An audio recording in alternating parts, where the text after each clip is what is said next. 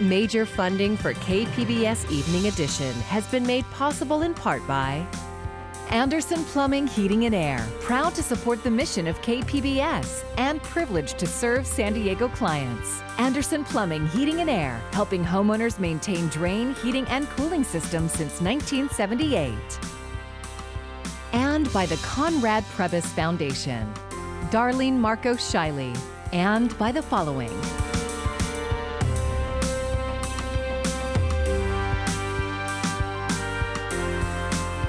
And by viewers like you. Thank you.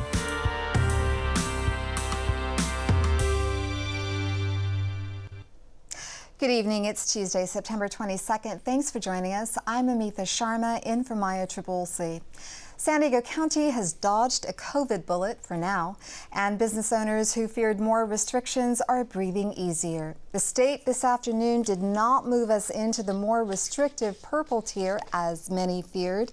As for new deaths and cases, there were 5 deaths reported and 222 cases. KPBS reporter Matt Hoffman tells us how we narrowly avoided closing businesses again. San Diego County is avoiding more coronavirus restrictions, at least for now. Part of the reason why we ask counties for 2 consecutive weeks is so we don't have a sudden reaction to what is a short-term trend. County officials say last week our case rate was especially high due to more than 700 cases among San Diego State students, and they've been lobbying the state to remove those cases from our overall totals in hopes of avoiding the state's most restrictive reopening tier. But it turns out that didn't matter. There were no concessions made based on their data, and we look closely at San Diego's data the same way we do all of the other counties. Most recent numbers show our state-adjusted case rate at 6.9. Any higher than 7.0, and we'd have been facing the closure of indoor operations for many businesses again. And like we do every week, we'll continue to look at this, and if the data points in a different direction, that's the direction we'll move in. Yeah, I mean, it's good news, for the next week. The president of the local chapter of the California Restaurant Association says the current tiered system has business owners on the edge about a third round of closures. Right now, eateries are limited to 25% capacity indoors under the red tier. We all believe that we can do it with a 50% capacity. We have to think about the future. We can't think about what it's going to look like next week. We got to think about what it looks like in next month and in October, November, and December. Because it's not going anywhere. The virus isn't going anywhere. We're well aware of that. And we just have to find a nice cohesiveness where we can work with the virus and keep people safe. We need to make the difficult decisions to confront the very hard realities of the situation we face. Supervisor Nathan Fletcher has pushed for slower reopenings and says putting businesses in a position where they keep reopening and closing just isn't fair. That's what happened in July. And then in August, when we got our cases down, I worried if we opened too fast, we'd be in the same situation, and we are in that same situation. He says many San Diegans are following the rules, and staying in the less restrictive red tier is a testament to that. Some of Fletcher's colleagues, though, argue even the governor's red tier reopening limitations are too much. It doesn't matter for the red tier or the purple tier, wherever he lands us, businesses cannot survive in the current tiers that they're in. There's no business plan for a gym at 10% capacity to be successful. There's no business plan for a restaurant to be open and operating at 25% capacity. County supervisors have been meeting in closed session to discuss possible legal action against the state's reopening plan. Now that we're in the red tier, though, it's unclear if that's still an option moving forward. Matt Hoffman, KPBS News. The country passed a grim milestone today, 200,000 deaths from COVID-19. Flags near the Washington Monument recognized the lives lost. According to Johns Hopkins, it's by far the highest confirmed death toll of any country. The real number is thought to be even higher, in part because coronavirus deaths before widespread testing may have been attributed to other causes. This was preventable, not all of it, but much of it. And what could be lost in the future is preventable too, if we embrace science. Science instead of politics. The U.S. has less than 5% of the world's population, but more than 20% of the reported deaths. To date, more than 6.8 million cases of coronavirus have been confirmed in the U.S. An update to a story we've been following. A federal inmate at the Metropolitan Correctional Complex in downtown has died from COVID-19. The attorney for 47-year-old Victor Cruz says her client died last night. She claims the lack of safety precautions, including mixing an infected inmate with the general population, led to the outbreak that cost Cruz his life. Last count, there were 196 cases of coronavirus at the facility. The South Bay has been especially hard hit by COVID-19, and health officials also worry about the potential for a serious flu outbreak. That's why efforts are underway to fight back. Here's KPBS reporter Jacob Bear. National City's fire department has teamed up with the nursing program at Point Loma Nazarene University, offering free flu shots on Tuesdays from 9 a.m. to 1 p.m. Everybody is welcome. Our intended population is National City residents who are uninsured or underinsured, but again, everybody's welcome throughout the county. This is the second year of this partnership. Monique Sawyer is an associate professor at the university and says that she is worried about the overlap between the COVID-19 pandemic and the upcoming flu season. A huge concern obviously is COVID, so we want people to be at least protected from the flu since we don't have a COVID vaccine yet, so at least we can know that we're offering that protection so that if they do develop symptoms that could be, looking either like COVID or the flu, we can have some certainty that if they've gotten the flu vaccine, that most likely they have protection against that. That's it, we're done. The shots are given by paramedics and nursing students. Robinson says the fire station program is the only one of its kind in the state. This year is our first day and we're already way busier than we were last year. So we're really excited about the more that the word gets out, people will be here. I think that's good for everybody, especially the Spanish community. A lot of times we don't know, but we got to take advantage over here. I'll give you a little Band-Aid. The program is expected to run through December or until supplies run out. Jacob Bear, KPBS News. A group of parents are making their voices heard right now. They're demonstrating outside the San Diego Unified School Board meeting that is underway. They're calling for school officials to return to full-time in-person education or at least set a firm timeline on reopening. One parent organizer who is a family therapist is concerned with the mental health of children. The isolation, the lack of social interaction, is a huge part that many children as young as 5 years old are experiencing depressive symptoms. The group has more than 1,000 signatures on a petition. As for SD Unified, new numbers just out for the school year show enrollment is down. More on that from KPBS education reporter Joe Hong. San Diego Unified has about 2,500 fewer students than it expected this year. About 2/3 of that deficit came from kindergarten. District leaders are still trying to understand specifically how the pandemic led to the shortage of students. I would suspect that there are a number of reasons. Richard Barrera is a school board member at San Diego Unified. It's not mandatory, for students to attend kindergarten. So we might have some families who are making a choice not to enroll. We might have other families that aren't clear about how to enroll. Teachers say this drop in enrollment raises major long-term concerns. Kindergarten is the starting place for their school education. Molly Stewart is a teacher at Ocean Beach Elementary. She said some of her families have opted for homeschooling instead of online learning through the district. They're concerned about the amount of screen time for their students, for their children. And so they're finding alternatives, and then they let us know that as soon as we return to in-person, because they live in our neighborhood, that they'll be returning. Stewart said teachers try everything they can to keep their students, including providing more supports and flexibility. Barrera said the district is still making an effort to enroll more kindergarten students. We'll get the student a laptop. The students will have access to our free and reduced lunch program.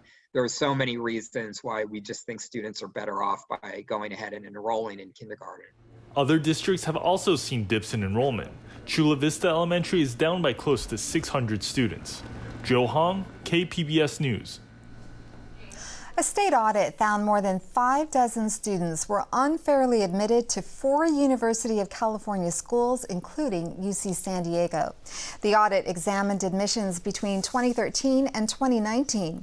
It found that UCSD, UC Berkeley, UCLA, and UC Santa Barbara admitted 64 applicants based on their personal or family connections to donors and university staff. 42 were at Berkeley. The remaining 22 were admitted to the 4 schools as athletes, even though they were not qualified. UCSD has not yet commented on the findings. San Diego's Chief Operating Officer, Chris Michelle, has announced her resignation. Michelle has been a key decision maker in how the city has handled the scandal surrounding 101 Ash Street. The city signed a 20-year lease-to-own deal on the downtown high-rise in 2016, only to discover millions in renovation needs. The deal predated Michelle's hiring, but it was under her watch that the project's cost exploded. She also moved city employees into the building only to evacuate them 1 month later due to asbestos. It's unclear when her position will be filled, since a new mayor will take office in less than 3 months. A protest that had gone on for weeks at the border wall construction site has been broken up by Border Patrol. KPBS reporter Max Rivlin-Nadler tells us 2 arrests were made following a tense weekend of demonstrations. This is the United States Border Patrol. Pursuant to Section 303 Alpha of the Federal Land Policy and Management Act of 1976, you were ordered to be vacating from this land as per the emergency closure order.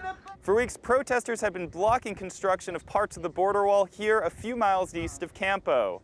Yesterday, officials from the Bureau of Land Management came out and evicted them, telling them that no one was allowed to be here. Now, Jersey barriers block the road to this part of the construction site, and a Border Patrol agent stands guard.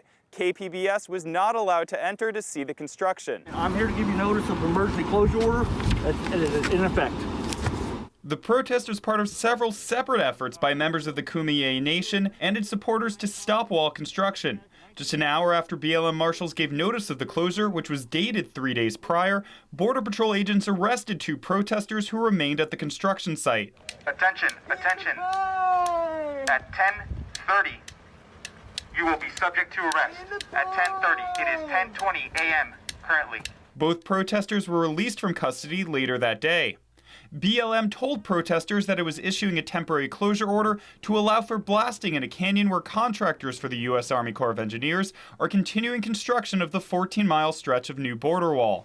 BLM had transferred control of this area to the Army last year as part of a proclamation by the Trump administration. The protest site had been a draw for local supporters of the Trump administration, including one woman who physically assaulted protesters over the weekend. A legal challenge to the construction, which alleges that the government has not followed the law in preserving native heritage sites, fell short of stopping the project in federal court last month. The La Posta Band of Mission Indians is now challenging that ruling to the Ninth Circuit Court of Appeals. Max Rivlin-Nadler, KPBS News. The firefighter killed while fighting the El Dorado fire was a San Diego native. Charles Morton was born in San Diego and was a crew leader with the Big Bear Hot Shots. The 39-year-old died while fighting the San Bernardino County fire last Thursday. The fire was sparked by a pyrotechnic device used in a gender reveal party. Nearly 19,000 firefighters across the state are battling 27 major fires. As Nadia Romero reports, another weather emergency is also happening along the Gulf Coast. From emergency responders in Texas plowing through waist-deep floodwaters to California firefighters taking to the skies to release fire retardant on flames covering steep terrain. It's a world of difference as fall officially begins, but offers no weather relief. Floodwaters too high in parts of Texas from Tropical Storm Beta. There's already some people in there that they're, especially minivans, they can't get out. Small cars and minivans can't get out. The catastrophic Bobcat fire, one of the largest in Los Angeles County history. We're not naive to the magnitude of this year's fire season, which, as you know, is historic, simply is not without precedent, or is without precedent. 3.6 million acres, less than 300,000 the entire calendar year last year. In one state, so much rain, turning streets into rivers. Some Texans waiting for the waters to recede. The water's pretty high right now, but we've got the ability to mobilize. And in another state, land so dry, it's perfect fuel for raging flames. In the rubble, a glimmer of hope. But the fleeting moments of happiness don't outweigh the loss of homes, businesses, and life. Firefighter Charles Morton killed battling a Sacramento fire on Thursday, all as the end of hurricane and wildfire seasons are still weeks away. Nadia Romero, KPBS News.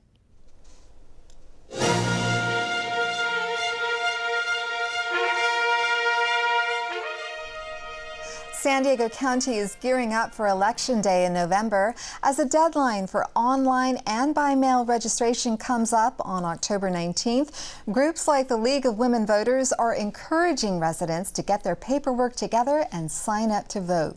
The League of Women Voters were at the Mission Branch Oceanside Public Library today, which is National Voter Registration Day. It's really important to us to inform voters and give them unbiased information, which is especially important in today's world. In California, you can still register in person all the way up to Election Day on November 3rd. But to receive a mail-in ballot and ballot information, voters will have to register beforehand. We have more information on our website at kpbs.org/election. Our voter guide will go live on October 5th. The same day, mail-in ballots will be sent out. Republicans have the votes to confirm a Supreme Court justice, even though they don't have an official nominee. President Trump says he will reveal his pick on Saturday, while GOP senators work towards seating a justice to replace the late Ruth Bader Ginsburg before Election Day. Camila Bernal has the latest. Republican senators quickly falling in line, backing President Trump's eventual pick to replace Supreme Court Justice Ruth Bader Ginsburg. I would say that I'm very close to making a decision in my own mind, and I'm going to reveal it on Saturday. Then senators will be on the fast track, scheduling hearings and a vote, potentially before the election. We have a lot of time. We have nothing but time. The last nomination to succeed with a less than 2-month confirmation process was the seat Republicans want to replace, Justice Ginsburg's back in 1993. But in that case, an election was not in play. This is just unusual. It really is, and it divides our country more. We have an obligation under the Constitution, should we choose to take advantage of it, to fill the vacancy, and I assure you that's very likely to happen. The drive to cement a conservative majority on the Supreme Court will have profound consequences and could impact future high court decisions on a potential election year dispute or health care. Republicans don't care who the nominee is because they know that the nominee will vote to strike down the Affordable Care Act. Democrats, practically powerless to stop any confirmation, are attempting to convince 4 Republicans to vote against a quick court installation. 2 senators, Susan Collins of Maine and Lisa Murkowski of Alaska, oppose a vote before the election. But with Utah Senator Mitt Romney's support, I will vote based upon the qualifications of that nominee. Republicans have the votes to put any nominee on the Supreme Court quickly. Well, I'm more than hopeful. I think it's going to happen. In Washington, I'm Camila Bernal. Wall Street's iconic Fearless Girl statue is wearing a lace collar to honor Ginsburg. A New York native, Ginsburg was known for wearing a lace collar on the bench. She was also an icon in the fight for women's rights in the U.S. One of her many achievements was launching the ACLU's Women's Rights Project. In downtown San Diego, a luxury high-rise apartment building has become known as the place to party since COVID-19 stay-at-home orders were relaxed. iNews Source reporter Sofia Mejias Pasco has more. Since May, calls to San Diego police about parties and other disturbances at Pinnacle in the Park have increased 6-fold. That's compared to the same time last year. Dozens of units are rented out on Airbnb and other sites. That's not illegal, but the debauchery that follows is causing problems. Robin Spencer lives in the complex with her 12-year-old son. They shoot off fireworks from their balcony. They spit from the balcony. They throw glasses off the balcony. They have sex on the balconies and drop their condoms off the side. And they land on people's windowsills. San Diego police say there are active criminal investigations in the high-rise. Pinnacle in the Park did not respond to requests for comment. For KPBS, I'm iNewsSource reporter Sofia Mejias Pasco. iNewsSource is an independently funded nonprofit partner of KPBS.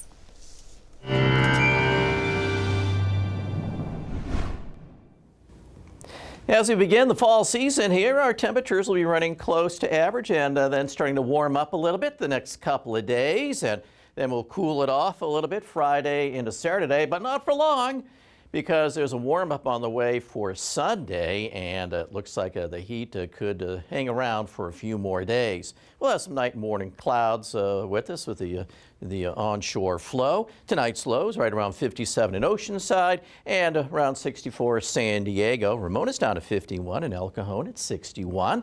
As we look at tomorrow, well, we should start to warm it up just a little bit here, and we'll be looking at dry conditions. Once again, not looking at any moisture in the area. Borrego Springs up to 104, Mount Laguna 77, Campo hits 91, Escondido's at 89, and El Cajon's at 95 degrees. And the heat continues to build here on Thursday. It's going to be hot in the deserts, and we'll be warming up here. As we take a look at our extended forecast, well, you can see our temperatures warming just a little bit over the next couple of days. We'll cool it off a smidgen, and then we start to warm it up again on Sunday. As we head inland, it's very warm, it's sunshine, and then we'll start to cool it off a touch, and then the warm-up's back on Sunday. And as we head our way to the mountain region, you can see it's going to be quite nice and dry conditions, delightful right through the weekend. Now, as we head out to the deserts here, well, we're looking at plenty of sunshine, and it will be hot. Notice the temperature comes down a degree or two, and then it starts to warm right back up again. And by Sunday, we could be getting close to record highs, and that heat will continue into Monday, perhaps Tuesday. And for KPBS News, I'm meteorologist Mark Mancuso. An urban farm in City Heights is becoming an anchor for the community amid the pandemic, letting people pay what they can for fresh food. Our Speak City Heights partner, Media Arts Center San Diego, gives us a look at La Vuelta Farm. La Vuelta Farm is a partnership, and it's myself and my neighbor and old friend Rika, and we grow microgreens and shoots here in City Heights with the goal of making fresh food more accessible and affordable in our area. One of the reasons why we focused on City Heights is because in our farm, as a La Vuelta Farm, we always envision this as being a business that's a kind of force against gentrification. And so we want to grow these delicious, beautiful greens, but not just go and sell them in La Jolla. There's a lot of immigrants here in this neighborhood and everywhere, Mexican immigrants, Latino immigrants, but also from all over the world that have these ways of eating and existing and living that's more in connection to the land and the seasons. But when they immigrate, there's this idea that you have to, assimilate or adapt to the way of life here. There's this quick loss that happens from our traditions, and so people think that's just not possible to have that fresh, the fresh greens that you used to harvest, the chiles, whatever. Some of our neighbors come by and they see what we're growing in the front yard. They're like, what? You have chile de bean? This is amazing. I didn't think you can even grow these. I thought they had to be wild harvested. And so there's a reawakening, I think, that happens when people start seeing small urban farms that are growing these traditional foods. And there's also just that it feels like, oh, wow, this is worth doing. And it can be done. It's been really cool to see our customer base growing here in City Heights at the Fairmount Urban Garden pop-up on Saturdays, because we do have a lot of Latino women and families and kids that are excited to be picking up their pepinos, and it's pretty cool because some of them share their photos with us of the kids super excited eating what was in the box this week. The strawberries, the watermelon. It's been really fulfilling for me to find myself in this role of being able to share healthy food and the recipes and the access with other people in my family, first and foremost, and in my neighborhood. Having the core of our business be committed to equity was there from the start. And then with COVID, we see that there's so many people that are unemployed right now or struggling, and having the superpower to grow fresh food and be able to share it with our communities is something that we're really excited to share.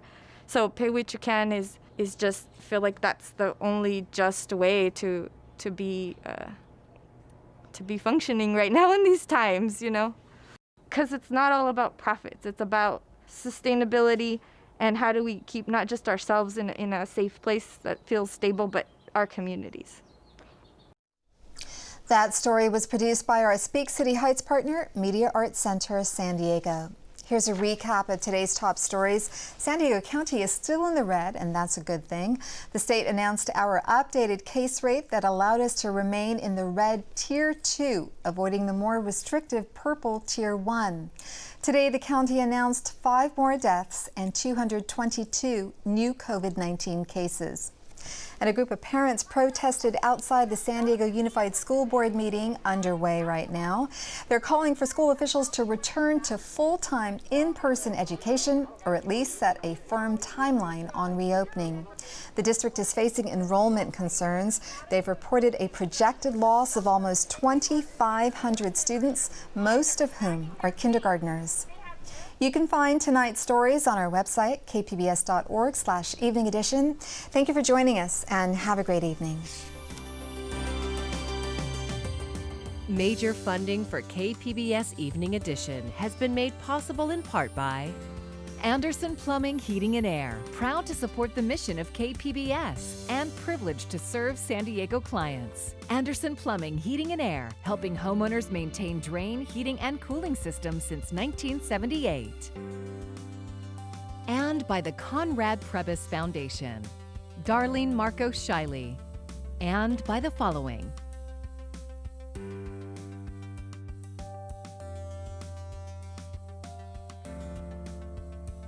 and by viewers like you. Thank you.